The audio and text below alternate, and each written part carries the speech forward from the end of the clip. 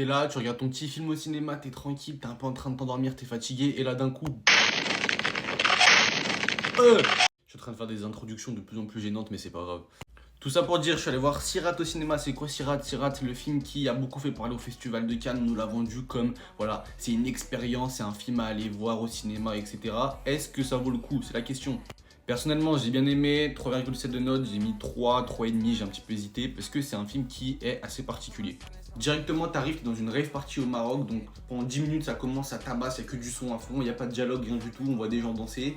On rentre dans l'ambiance directement, on se sent vraiment dans la rave party. Et en gros, on va rencontrer deux personnages qui sont un père et son fils qui cherchent leur fille, donc leur fille-sœur, qui a disparu depuis 5 mois et qui semblerait se trouver ici. Du coup, tout le film va tourner autour de ça, la recherche de cette fille.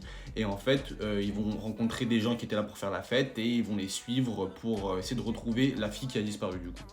Donc ça a vraiment été vendu comme un film sensoriel, voilà, le marketing a été fait autour de ça en mode c'est une expérience, faut aller le voir au cinéma. Est-ce que ça vaut le coup?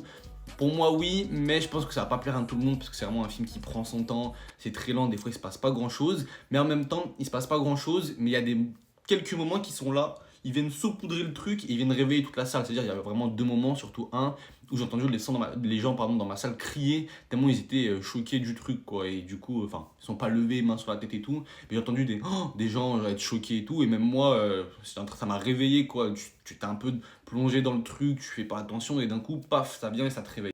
Donc est-ce que le film vaut le coup? Pour moi, oui, mais je pense que comme je l'ai dit, ça va pas plaire à tout le monde, ça prend beaucoup de temps, c'est assez particulier, mais c'est une expérience à aller voir, je pense que c'est vraiment un film à aller voir au cinéma. Chez soi, ça perd un peu d'intérêt parce que vraiment, faut être là, faut être dans l'ambiance pour se sentir vraiment proche des personnages, etc. Donc voilà, j'ai mis 3 sur 5 sur Letterboxd, et pour moi, voilà, c'est un bon film, mais je le reverrai pas.